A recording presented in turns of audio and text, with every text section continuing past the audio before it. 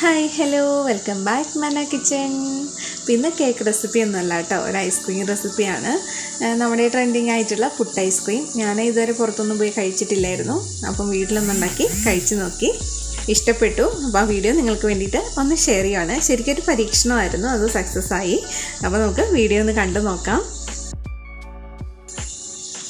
അപ്പോൾ നമുക്ക് ആദ്യം ഐസ്ക്രീം ഉണ്ടാക്കാൻ വേണ്ടിയിട്ട് ഒരു പാനിലേക്ക് പാൽ ഒഴിച്ച് കൊടുക്കാം. ഞാൻ ആദ്യം 1 കപ്പ് പാലിനെ ഉണ്ടാക്കാമെന്നാണ് വിചാരിച്ചിരുന്നത്.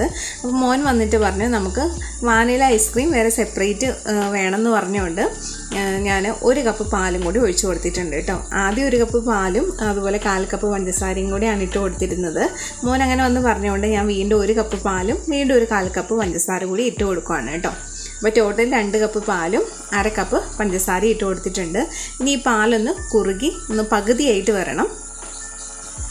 ശരിക്കും ഒരു പുട്ട് ഐസ്ക്രീമൊക്കെ ഉണ്ടാക്കാനാണെങ്കിൽ ആ 1 കപ്പ് പാൽ തന്നെ മതിയാവും. ഞാനിപ്പോൾ വാനില ഐസ്ക്രീം ഉണ്ടാക്കുന്നതുകൊണ്ടാണ്. അപ്പോൾ പാല് നന്നായിട്ട് തിളച്ച് കുറുകി വന്നിട്ടുണ്ടായിരുന്നു. അത് ആറിക്കഴിഞ്ഞപ്പോൾ അതിലേക്ക് ഞാൻ ഒരു 1/2 ടീസ്പൂൺ വാനില എസൻസ് കൂടി ചേർത്തിട്ട് ഇളക്കി മാറ്റി വയ്ക്കുകയാണ്. ഇനി നമുക്ക് വിപ്പിംഗ് ക്രീം ഒന്ന് ബീറ്റ് ചെയ്തെടുക്കണം. ഞാനിവിടെ മിക്സി ജാറിലാണ് ബീറ്റ് ചെയ്തെടുക്കുന്നത്. അതിനായിട്ട് ഫ്രീസറിൽ വെച്ചിട്ട് ഒരു 2-3 മണിക്കൂർ മിക്സി ജാർ ഒന്ന് നന്നായിട്ട് തണുപ്പിച്ചെടുത്തിട്ടുണ്ടായിരുന്നു. അതിലേക്ക് 2 കപ്പ് വിപ്പിംഗ് ക്രീം ഒഴിച്ചു കൊടുത്തു. ഇനി നമുക്ക് മിക്സിയുടെ ഏറ്റവും ഹൈ സ്പീഡിൽ ഇട്ടിട്ട് തന്നെ ഒരു 3-4 മിനിറ്റ് ബീറ്റ് ചെയ്തെടുക്കാം.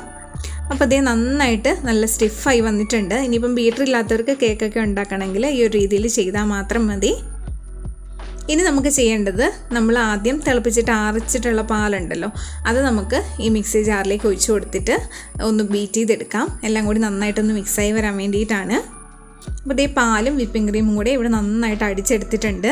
ഇനി നമ്മൾ എത്ര ഫ്ലേവറിലാണോ ഉണ്ടാക്കുന്നത് അതനുസരിച്ച് ബൗളിലേക്ക് നമുക്ക് മാറ്റി കൊടുക്കാം. ഞാനിവിടെ 5 ഫ്ലേവറിലാണ് ഉണ്ടാക്കുന്നത്. അപ്പോൾ നമ്മുടെ ക്രീം കുറേ ബാക്കിയുണ്ടായിരുന്നു കേട്ടോ. ഒരു 1/2 ലിറ്റർ വാനില ഐസ്ക്രീമിനുള്ളതും ബാക്കിയുണ്ടായിരുന്നു. കാരണം നമ്മൾ 2 കപ്പ് പാലും 2 കപ്പ് വിപ്പിംഗ് ക്രീമൊക്കെയാണല്ലോ എടുത്തിരുന്നത്. അപ്പോൾ അത് വാനില ഐസ്ക്രീമിന് വേണ്ടി മാറ്റി വെച്ചിട്ടുണ്ടായിരുന്നു. പിന്നെ ഞാൻ ബൗളെല്ലാം നിറച്ചെടുത്തിട്ടുള്ളതുകൊണ്ട് എസൻസൊക്കെ എടുത്ത് മിക്സ് ചെയ്തപ്പോഴത്തേക്കും തുളുമ്പി പോയതുകൊണ്ട് ഞാൻ വേറെ സ്റ്റീൽ പാത്രത്തിലേക്ക് മാറ്റുന്നുണ്ട്. അപ്പോൾ ഈ ഒരു പാത്രമല്ല, കുറച്ച് കഴിയുമ്പോൾ നിങ്ങൾ കാണുന്നതെല്ലാം തുളുമ്പി പോയതുകൊണ്ട് ഞാൻ മാറ്റി. ആദ്യത്തേതിൽ ചോക്ലേറ്റ് ഗനാഷ് ഒന്ന് നന്നായിട്ട് തണുത്തതിന് ശേഷം മിക്സ് ചെയ്ത് ചോക്ലേറ്റ് ഐസ്ക്രീം ആക്കിയിട്ടുണ്ട്.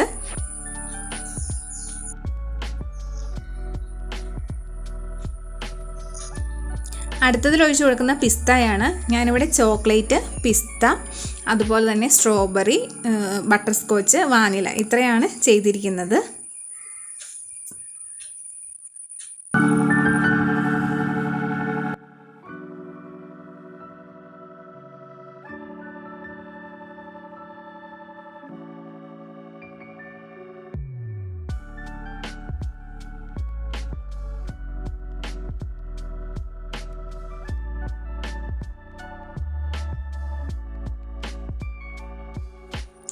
എസൻസ് എല്ലാം ചേർത്തിട്ട് ഇവിടെ മിക്സാക്കി എടുത്തിട്ടുണ്ട്. അതിൽ ബട്ടർ സ്കോച്ചിലേക്ക് കുറച്ച് ബദാം ക്രഷ് ചെയ്തതും അതുപോലെ പിസ്തയുടെ മിക്സിലേക്ക് കുറച്ച് പിസ്ത ക്രഷ് ചെയ്തതും ഇട്ട് കൊടുത്തിട്ടുണ്ട്.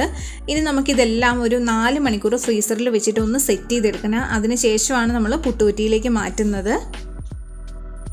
അപ്പോൾ ഏകദേശം 4 മണിക്കൂറൊക്കെ ആയിട്ടുണ്ട്.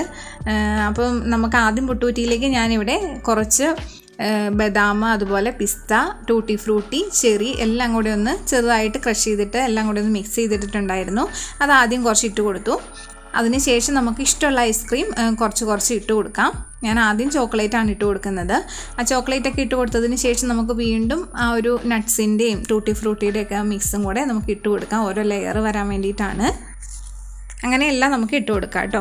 പിന്നെ ഞാൻ എല്ലാം നിറച്ചിടാമെന്ന് വിചാരിച്ചു, പക്ഷേ അവസാനം വന്നപ്പോഴത്തേക്കും സ്ട്രോബെറി വയ്ക്കാനുള്ളൊരു സ്പേസ് ഇല്ലായിരുന്നു. കാരണം ആദ്യം ചോക്ലേറ്റ് കുറേ ഇട്ടു.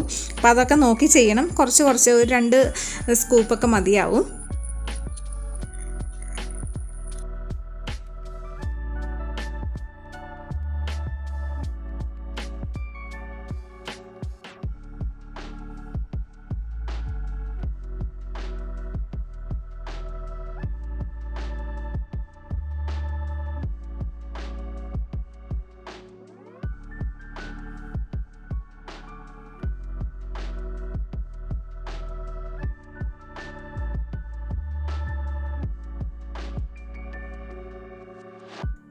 അപ്പോൾ ഇതേ ലാസ്റ്റ് വന്നപ്പോഴത്തേക്കും നമുക്ക് ഐസ്ക്രീം വയ്ക്കാനുള്ള സ്പേസ് ഒന്നുമില്ല. അതുകൊണ്ട് എല്ലാവരും വളരെ കുറച്ച് മാത്രം ഇട്ടാൽ മതി. അപ്പോൾ എല്ലാം വെച്ചിട്ടുണ്ട്, ഒരു തരത്തിലൊക്കെ അഡ്ജസ്റ്റ് ചെയ്തൊക്കെ വെച്ചിട്ടുണ്ട്. ഏറ്റവും മുകളിലും നമുക്ക് കുറച്ച് നട്ട്സിൻ്റെയും ടൂട്ടി ഫ്രൂട്ടിയുടെ ഒക്കെ മിക്സ് ഇട്ട് കൊടുക്കാം. ഇനി നമുക്ക് അടച്ച് ഒരു 8 മണിക്കൂർ സെറ്റ് ചെയ്യാനായിട്ട് ഫ്രീസറിൽ വയ്ക്കാം. അങ്ങനെ 8 മണിക്കൂർ ആയിട്ടുണ്ട്. നമ്മുടെ പുട്ട് ഐസ്ക്രീം ഇവിടെ റെഡി ആയിട്ടുണ്ട്. അപ്പോൾ ഉണ്ടാക്കാനെന്ന് കുറേ ആയിട്ട് വിചാരിക്കുന്നതാണ്, പക്ഷെ മടി കാരണം ഉണ്ടാക്കിയില്ല. അപ്പോൾ ഹസ്ബൻഡ് ബർത്ത്ഡേ വന്നപ്പോൾ ഉണ്ടാക്കി നോക്കി, നല്ല പെർഫെക്റ്റ് ആയിട്ട് തന്നെ കിട്ടി. ഇതൊക്കെ കണ്ടപ്പോൾ തന്നെ വളരെ സന്തോഷമായിരുന്നു. ആദ്യമായിട്ടാണ്, കടയിലൊന്നും പോയി കഴിച്ചിട്ടില്ല, ആദ്യമായിട്ട് വീട്ടിലുണ്ടാക്കി തന്നെയാണ് കഴിക്കുന്നത്. കടയിൽ നിന്ന് വാങ്ങിക്കുന്ന ഐസ്ക്രീമിൻ്റെ അതേ ടേസ്റ്റ് തന്നെയാണ്. അപ്പോൾ എല്ലാവരും ട്രൈ ചെയ്ത് നോക്കുക. നമുക്ക് അടുത്ത വീഡിയോ ആയിട്ട് വീണ്ടും കാണാം. Thank you for watching.